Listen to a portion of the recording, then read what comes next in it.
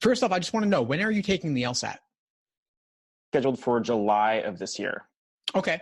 Yeah. Awesome. And how do you feel about the transition towards digital? How do you stand? Where do you stand on that? I think it'll be fine. I think that, especially since I haven't really, I guess, taken the test before at all, either way, this test is going to be new for me. I've done practice tests. I've mimicked all the conditions, like even going to like the testing center, which is like SDSU, which is where I go to school. So I feel like the jump from this to digital won't make that much of a difference. And I believe this time around that the essay is going to be different. The essay is going to be, you'll have like a certain amount of, like you can do it after the test. Yeah, exactly. So even starting with the June LSAT and then going forward, so including July, you won't be doing the writing sample at the test center. Instead, you'll be doing it from the comfort of your own home on your own time. I think you have up to a year to do it after your scheduled test administration. So right. You won't be doing it when your brain's fried. You'll be able to do it whenever you're fresh and ready to go.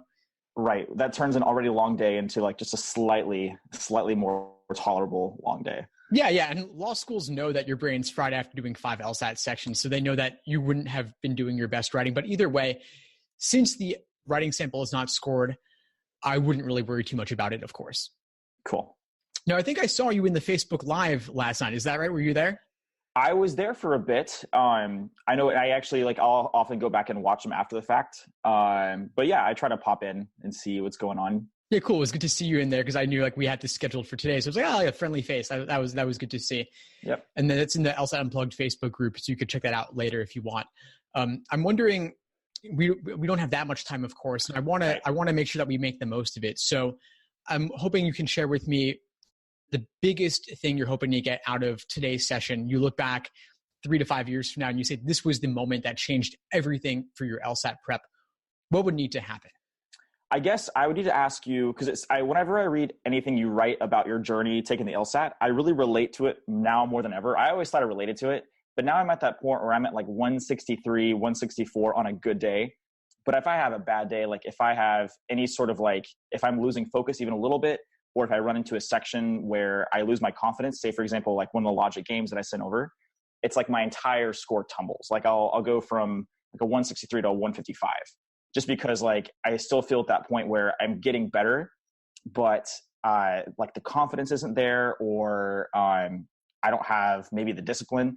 So I'm just wondering what needs to happen next. What's the next step for someone who is hovering around the low mid 160s and they know they need to get just that extra bit? What do I need to do? What needs to happen for me to get to that point where I can jump into like a test and just, even on a bad day, just know how to hit it, I guess. Yeah, sure. That's a great question. And I think there's 2 sides to this. One of them is just knowing the content well enough that you can minimize the number of times you encounter something that you don't have a clue how to do. The LSAT is hard enough that most people don't get perfect scores, myself included. Everyone gets something wrong typically. And so it's okay to get a few things wrong. You can get 10 questions wrong and still get a 170, which is still a great place to be, of course. Right. So I'd say, you mentioned games. A lot of the questions that you sent me were related to games. Of course, they were games. And so I'd say, do more games. There's 86 numbered exams and a handful that are unnumbered. So you've got really, at this point, something like over 350 released LSAT logic games. And so I'd be looking between now and July, you've got quite a bit of time. So you have enough time to do all of them if you want to. And I'd recommend it. And given that we're going towards the digital format, that's what you might get in July. I would say get used to doing it on scrap paper on the side.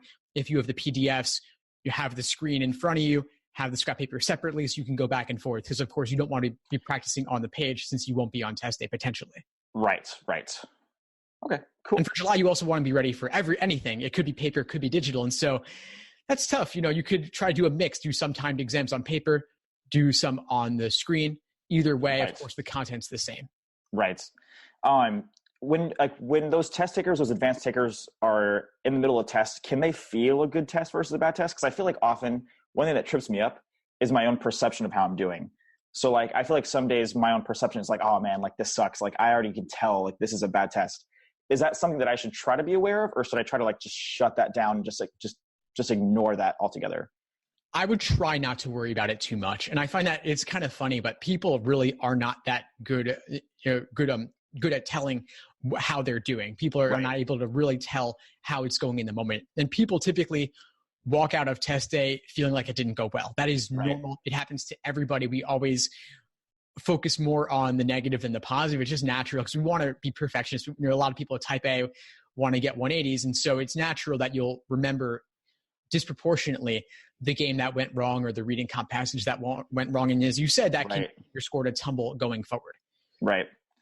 Yep. I feel like almost like you literally have to be like a Zen master to get through this thing, because there's so many points where you just like, they want you to question yourself. I swear. It's like half the battle is just getting yourself comfortable or confident enough to even do your best. So, but yeah. Definitely. And so just remember that going in, you don't need to get everything right to get a great score.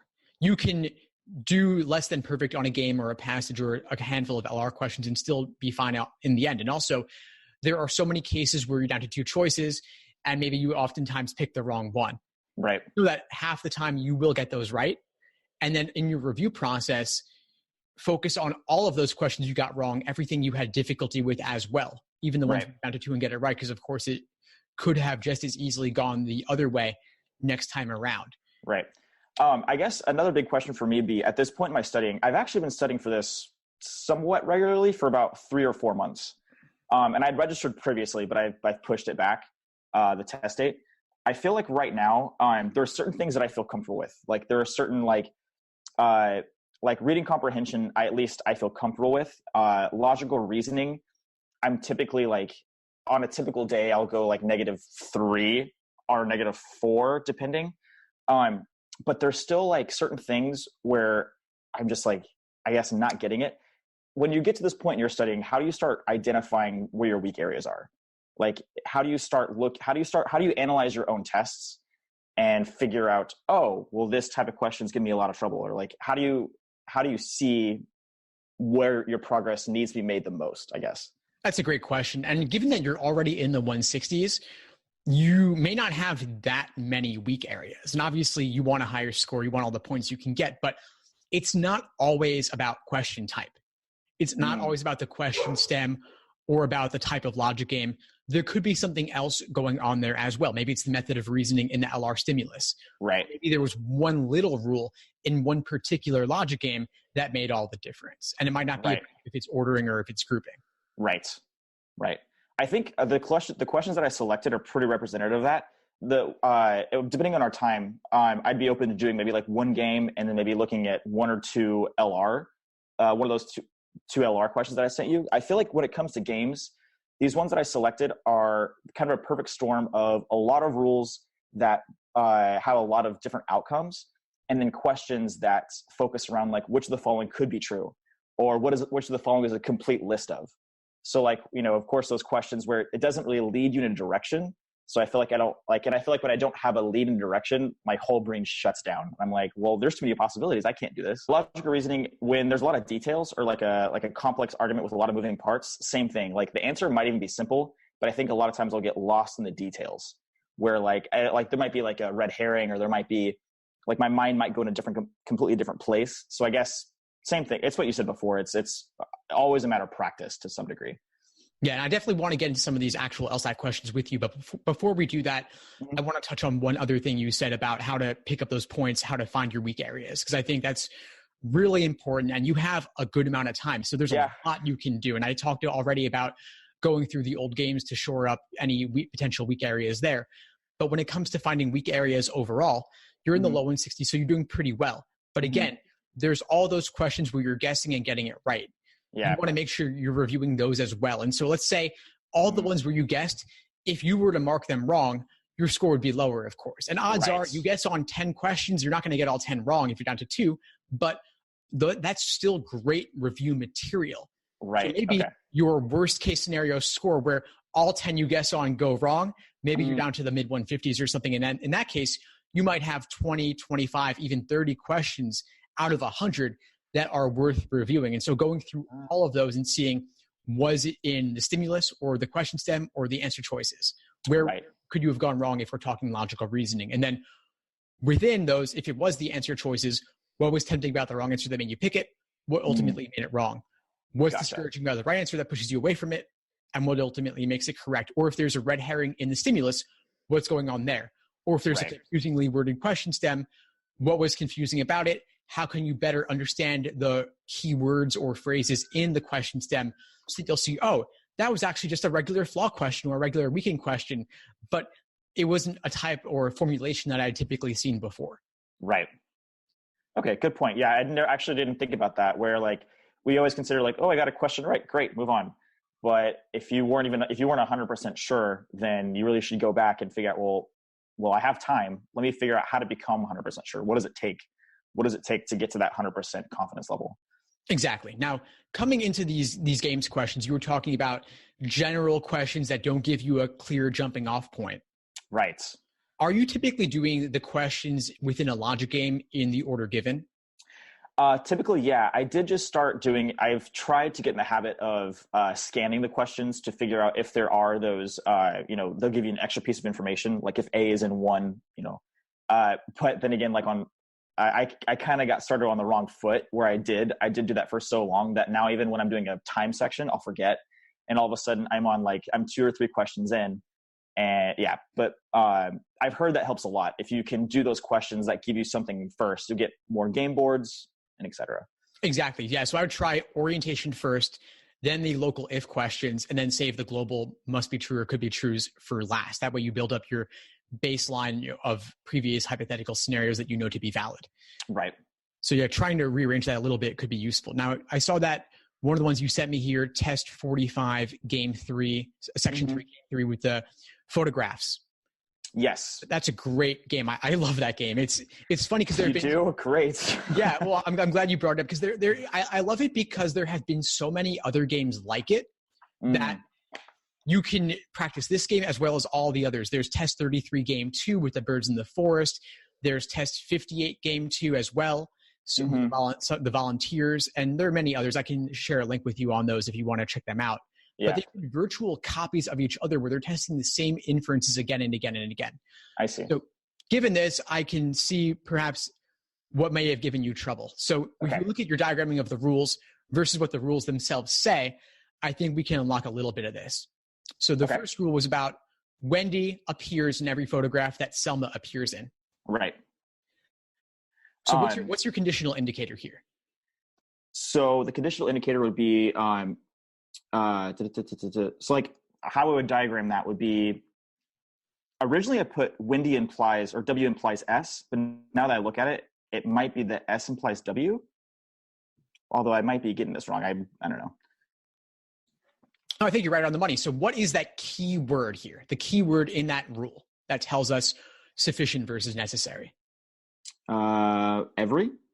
Good. Exactly. So what is every? Does every indicate sufficient or does it indicate necessary? I would say that is necessary. Well, let's reframe it. What if we put every at the beginning of this sentence? What's it going to look like? So it'd be like every photograph that someone appears in, Wendy appears in. So good. So every time, yeah.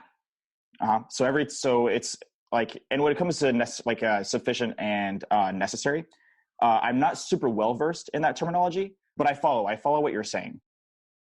So if let's get away from sufficient necessary, since that's like more technical language. Right. What if we just deal with if then? Okay. So it'd be if S then W. You got it. Perfect. So you solved that for yourself here. Just taking the word every and reframing it with if then, you saw that every is actually a sufficient indicator. Right. Okay. Indicator. So we can frame it in many, many different ways. We can say every time Selma appears, we're going to have Wendy also, or if we have Selma, then we will have Wendy, or all cases in which we have Selma, we will also have Wendy. Right. So they did a very nasty trick here where they give us the necessary condition first. I see. So even though the W should go after the arrow, they put it at the beginning of the sentence. Right. Right.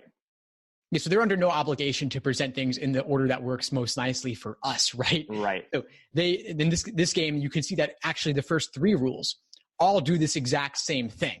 Right. So, and I even look at my diagramming, I'm like, yep, when I first did the game, I was completely backwards. So it makes sense that I was struggling. Yeah, exactly. So I saw here that you combined the rules well, they were just backwards. So you had W arrow, S arrow, U. How would you flip it around now? That should be U implies S implies W. Good. So you can chain them once you know which direction the conditionality goes in, which direction the arrow is pointing. Right. Cool. And once you have that, it's pretty smooth. Right. Now, I also noticed, yeah, go ahead, please. No, actually, you go ahead. That's good. I was going to say that another thing to think about is how you can link together most, if not all of these rules into a bigger conditional chain. Right. We have here the same variables featured in multiple rules, even if they didn't give us the rules in the best order that works for us. Right. So where do you see some of the same variables appearing multiple times? So we'll have like a W, an R, and a Y, W, S, and U. So, because like whenever I diagrammed the game originally, I like you said, I tried to link up those rules. And I think I had like I think those are the two separate ones that I did: the W, S, and the U, and the W. W, R, and Y, W, S, and U. The W is very connected. I'm seeing that now. Yeah, awesome. Yeah, we have W in the first rule and in the fourth rule. Right. So those two rules can link together as well. Then we have Y in, let's see, does Y appear multiple times? No, but S appears multiple times. Of course, you get that USW thing going on, but then Right. W leads into R and T, and then R leads into Y. So they do all relate, and of course, some are positive, some are negative, but you can actually link every single variable together into one big chain. Oh. And if you do that, then a lot of the inferences will become pretty apparent pretty quickly. I see. Okay. Right. Do you want us to go through that linking right here, right now, or because I kind of see it now? I'd probably have to take some time, like a few minutes, to kind of rewrite my rules. That way, I can kind of see it and then link them up. But I totally see. Like, I follow you. I first of all, having them switched completely messed it up.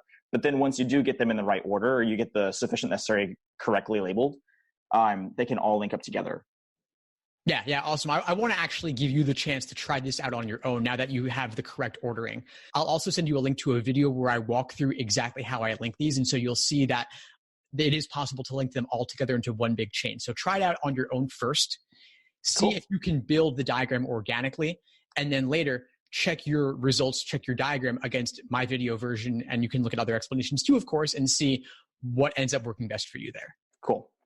Now, I know you also sent me another question here that I think would be worth looking at. This was a game with archaeological sites. Yes. Test 44, Section 3, Game 3. Yeah, double layer sequencing. Yes, what was going on for you there? I've spent a lot more time on that one, trying to figure out what went wrong.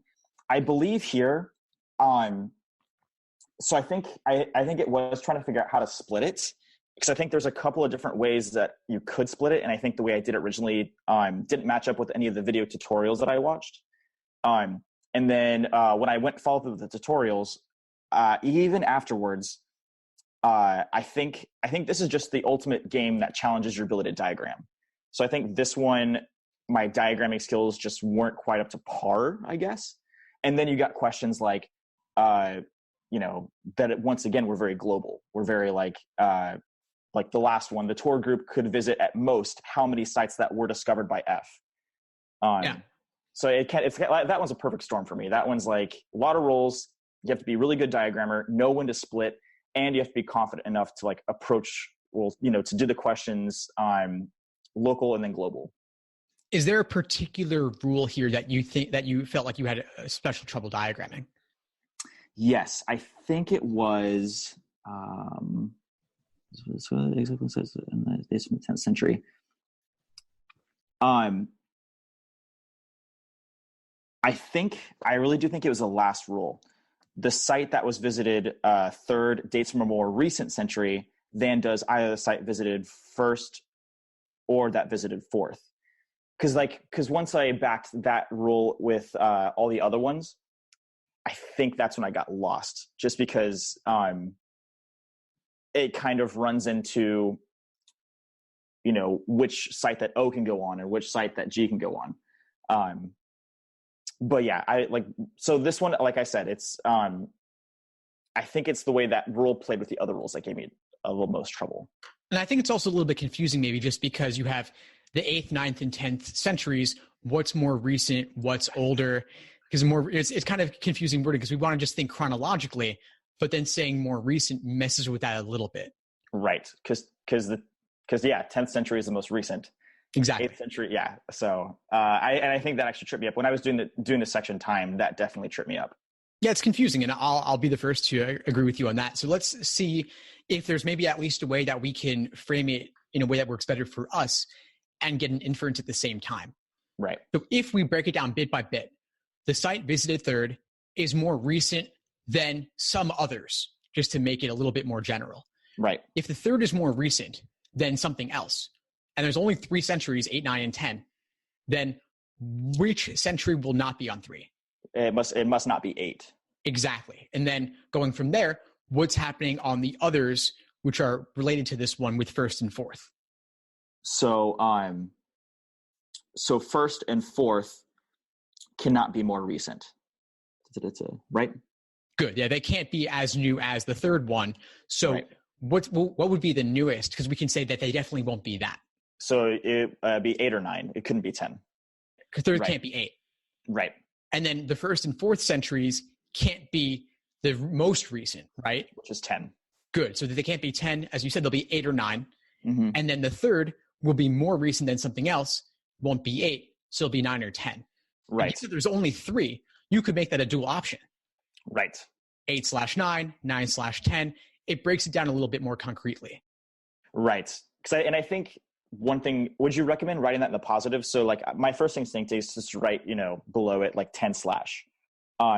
But I guess in circumstances like this, it'd be better to be writing a positive, like it could be 8 or 9, versus just writing like what it can't be. I found that that's something I need to start doing as well.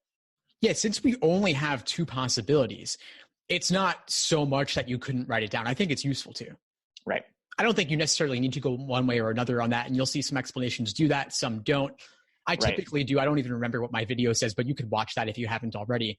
That might shed some light on it. I also love breaking things into multiple options, and as you'll see, when you break it down more specifically, you resolve some of that ambiguity from the dual option to say, well, it's not just 8/9 in this particular slot. It's definitely 8, or it's definitely 9.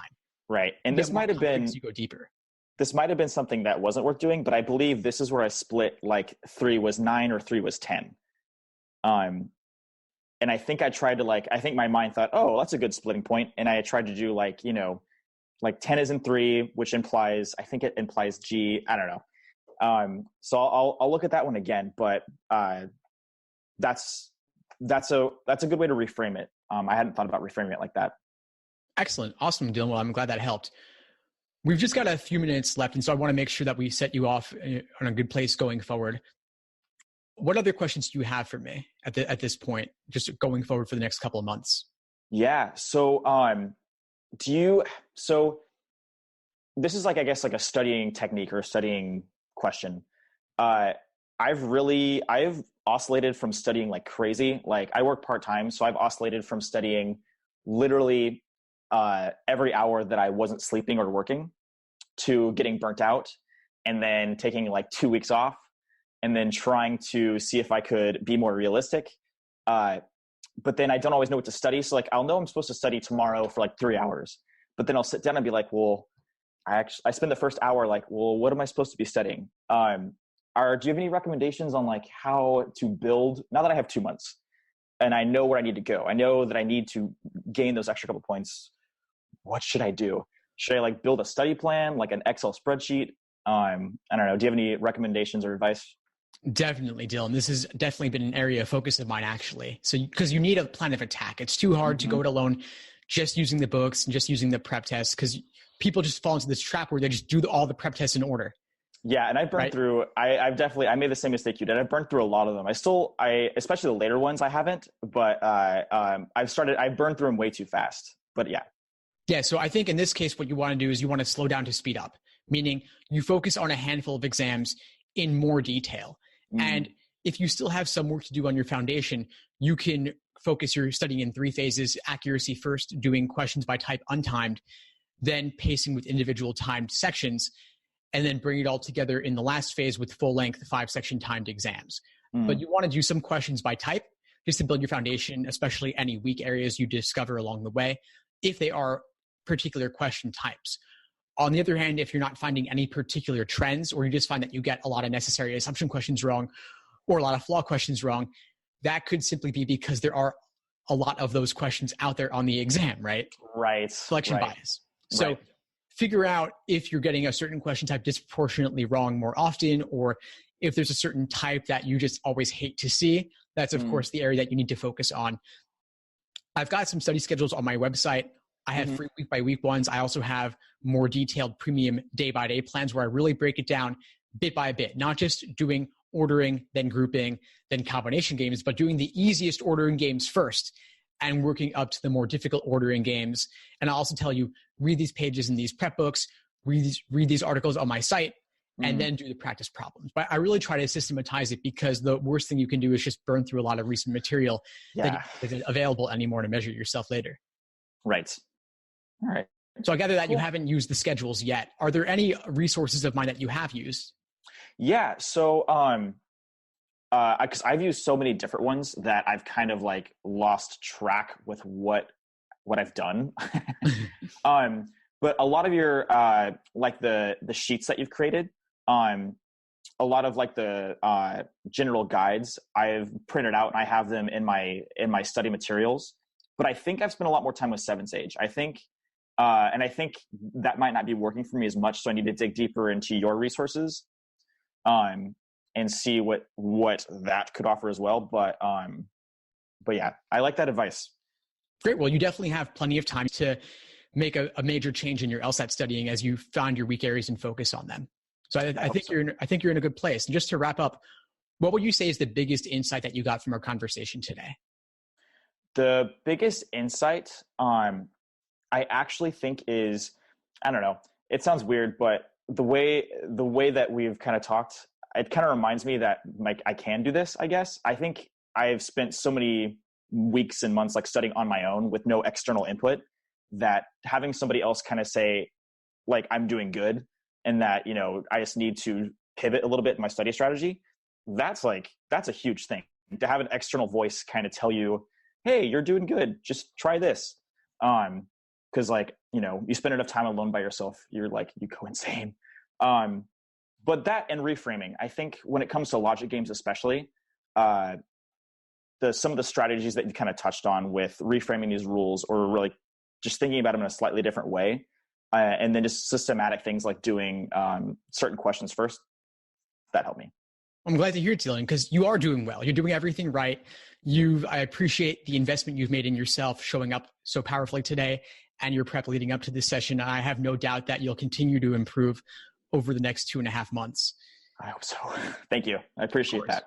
Of course. So I want to thank you for taking the time today, and please keep in touch as you move forward with your prep. I'm happy to help however I can. Sweet. Thank you so much, Steve. I really appreciate it. My pleasure, Dylan. Take care. Thanks. I just wanted to like thank you and like give you some like feedback about how I felt about this. Like I feel like the way you're able to pivot and change your teaching strategies really helps me.